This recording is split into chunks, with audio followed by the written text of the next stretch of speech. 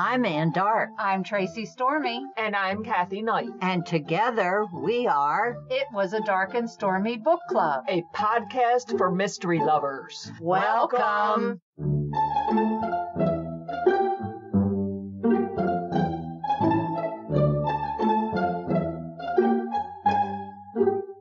If you enjoy our show, please consider contributing to the Dark and Stormy Patreon. By becoming a patron, you will help us create better and quality content. There are also benefits to becoming a patron, such as exclusive content and Dark and Stormy merchandise. Become a supporter at patreon.com/darkandstormybc. Check our website for the link. We appreciate any and all contributions. Thank you. Welcome back to episode 79. Woo!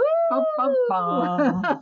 On today's episode, we are going to have an interview with S.A. Lelchuk, Saul Lelchuk. Saul A. Lelchuk holds a B.A. in English from Amherst College and a master's degree from Dartmouth College, where he teaches graduate creative writing. He divides his time between Berkeley, California, and Hanover, New Hampshire. Save Me from Dangerous Men is the start of a series featuring bookseller and private investigator Nikki Griffin. The series has been optioned for film and television, and the foreign rights have sold in multiple countries. Lelchuk is a member of the Mystery Writers of America and International Thriller Writers. We will be discussing his debut book, Save Me from Dangerous Men. Great title. Nikki Griffin isn't your typical private investigator. In her office above her bookstore's shelves and stacks, where she luxuriates in books and the comforts they provide, she also tracks certain men. Dangerous men. Men who have hurt the women they claim to love. And Nikki likes to teach those men a lesson. To teach them what it feels like to be hurt and helpless. So she can be sure that the victims are safe from them forever. When a regular PI job tailing Karen, a tech company's disgruntled employee who might be selling secrets, turns ugly and Karen's life is threatened, Nikki has to break cover and intervene. Karen tells Nikki that there are people after her, dangerous men. She says she'll tell Nikki what's really going on, but then something goes wrong and suddenly Nikki is no longer just solving a case. She's trying hard to stay alive. Griffin is a kick-ass character who readers will root for as she seeks to right the world's wrongs. Welcome,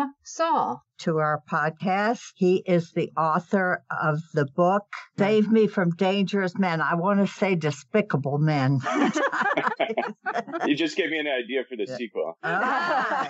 Well, thank you so much. It's great to be on. Big fan of book club and the podcast. Three of you do, so I'm very happy to be talking to you today. First of all, we'd like to tell you how much we enjoyed this book. It was amazing. And your protagonist, Nikki, we're just curious, what gave you the inspiration for such a badass character? Well, I'm so happy you enjoyed the book, first off. The character of Nikki, I think I can look back in some previous writing that I've done of mine, a couple short stories here and there, and see shades of her, glimpses of this kind of badass motorcycle riding woman. The character of Nikki basically sprung out of thin air, I'd say fully fledged, while I was suffering from a bout of insomnia one morning at about 3 a.m. I woke up just kind of thinking about this idea and this character, and I lay in bed for about 3 hours, and by the time I fell back asleep at 6 in the morning, I really felt like I had this vision for who I wanted to be the star of this book that was forming around this woman who could kick ass, and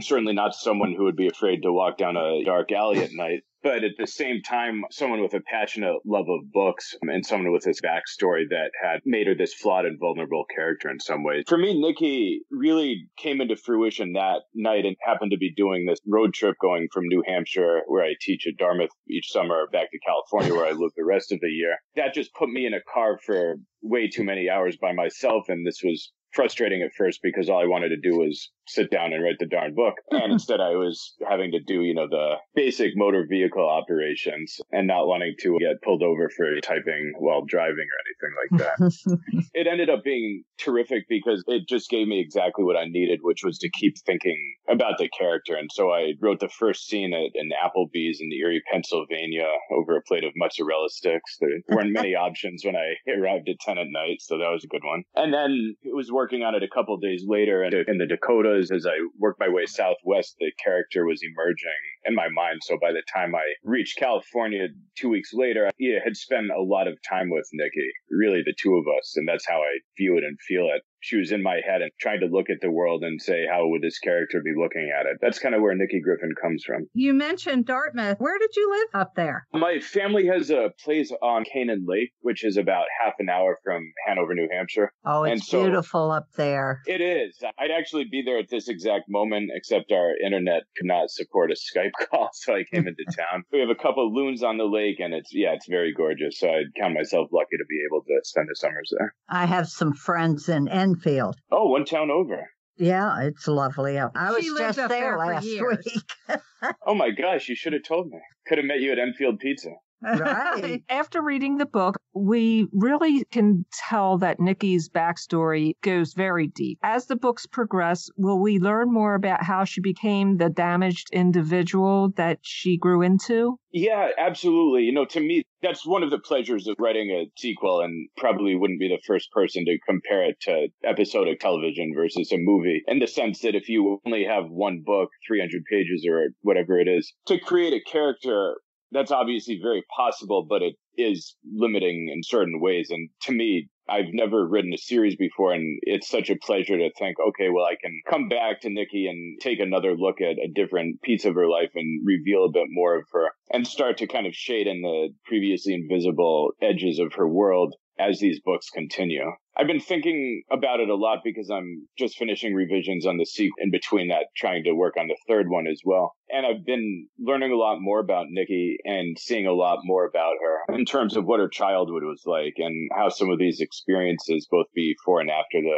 kind of central tragedy of her childhood, might have shaped her and affected her. Yeah, to me, it's very fun to be able to do that because she's a character that I want to be able to spend a lot more time with. The case that Nikki is working on in the book involves the ethical use of artificial intelligence. With smartphones and speakers now so popular, is that what gave you the idea? Yeah, it's interesting you mentioned that. I live in Berkeley, California, but I've previously spent a couple of years living down in Silicon Valley in the San Jose area. For better or worse, that experience happened, and I'm happy not to be in Silicon Valley any longer. It was interesting for me because I'd be driving past these huge kind of opaque glass buildings and the office parks and some of the companies we've all heard of, and they're the most famous names in the world, and many others we've never heard of them and quite possibly never will hear of them, but they're there doing whatever it is that they're doing. Because I was down there at a time when everyone was very kind of gung-ho, go-go tech.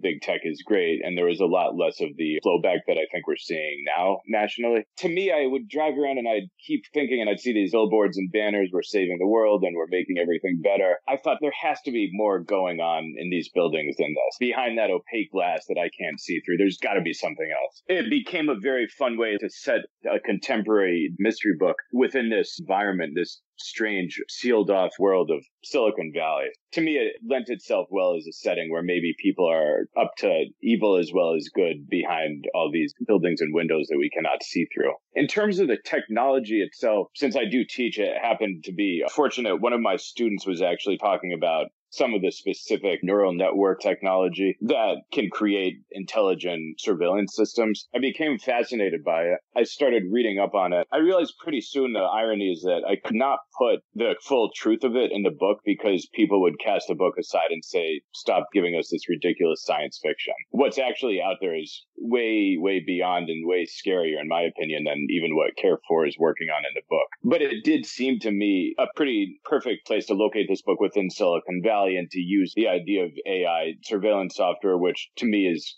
becoming a legitimately scary and globally worrisome spring off of what technology is and what it can do. It makes me wonder who is actually using it and what are the many ways we could be using it for. It lent itself pretty well to the plot, I thought. Well, it was very interesting. One of my favorite parts of the book were the conversations that Nikki had with her therapist. I liked how you just kind of threw them in every once in a while. Will that thread continue in future books? That's a great question. I've been asking myself that same question. I thought that the therapist scenes in the first book did allow for very useful interludes for my purposes in terms of sort of searching in who Nikki is and what has happened to her in her past that she does not want to confront or talk about. Technically useful as a writer, but I also felt that they were nice for readers to see her in a very different climate or habitat, and also to be able to serve as these mile markers, in terms of the narrative, where a week goes by and whatever Nikki's doing, she also has to be showing up to therapy because she doesn't really have a choice in the matter. I thought that she's a person with so much autonomy in terms of how she likes to live her life and what she does, and the fact that she can essentially go anywhere she wants. And I thought it would be a fun way to remove some of that autonomy from her and say, actually, on this day, at this time each week, you have to show up here. And if you don't, then you're going to get in trouble as a result of that. It was fun watching her squirm a little bit by the necessity of having to go to therapy. And then obviously as the book progresses, she begins to realize that, hey, maybe this is useful. And maybe even more than useful, it's essential because it's going to challenge me and force me, but ultimately free me to be able to look at these past pieces of my life. And maybe these are pieces that should not and cannot live in shadow and be submerged permanently and totally if I want to go about having this normal life that I want, and if I want to go about having this normal relationship that I want, maybe these things do have to be dug up a little. So the therapy, to me, was doing a lot of different useful things in the book. It was something that I intentionally minimized in terms of a page count. I didn't want to spend 20 or 30 pages every other chapter doing that. It was an important tool for me as I was constructing the narrative. I left the door open, no pun intended, at the end where the therapist invites her back and says, you don't have to come to this anymore, but if you ever want to show up, you're more than welcome. Nikki, I left open to that idea as well. And I like the idea of her going in from time to time. I don't know if she'll make it on a weekly basis in her future. I don't know if she's wired that way, but I like the idea of her at least being able to go to the therapist from time to time and talk to her and say, hey, here's what's going on, or here's what's troubling me, and talking through it a little bit. So I'm not sure if the therapy scenes will continue in book 2 or not, but I do see them as being a potential component of future books whenever Nikki runs into something that she has to kind of hash out with someone. Well, she does seem more open towards the end of telling people about certain things in her past. Yeah, she gets there. And I'm a believer in therapy. I think it can do amazing things with people. And so I certainly wanted it to have visible effect on Nikki, kind of in spite of herself. She was dead set against it and yet somehow ends up feeling that some good was accomplished in those meetings. Will Ethan make an appearance in the second book? Yes. It's funny, when my publisher and editor, when they first were on the phone with me just before they made an offer, but when they had read the book and were thinking about it and were talking to me about potential future books as well, one of their immediate questions was, is Ethan going to be around? We love Ethan. We want him to stay in the series. And so that to me was a good thing. And it made me realize that, yeah, I think Ethan is a really nice counterbalance to Nikki in terms of who she is. And I think that I certainly find myself having fun creating these kind of, whether they go on dates or have interactions or, just engage in banter and so forth. It's fun for me getting to do that, removing maybe a little bit of the heaviness from what otherwise could be a fairly dark book. Ethan is going to absolutely reappear. He's very much a part of the second book, and I do anticipate them continuing on together. Well, he kind of softens her edges, I think. He kind of makes her more human instead of just a badass. He does. That was really important to me.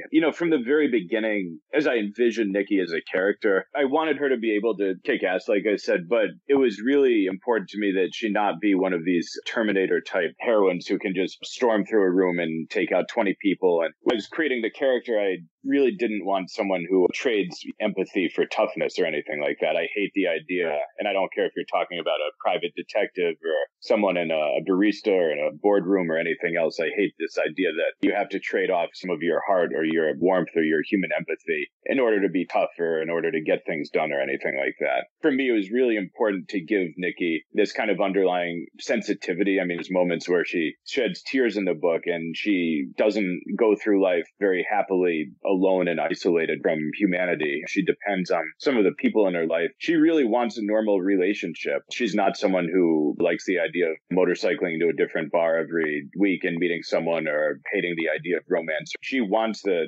relationship that Ethan presents to her. I think that is a really important piece of who she is. Was it difficult for you to write a female protagonist? It was challenging, absolutely. And it was something I'd never done before. And, I've admired so many writers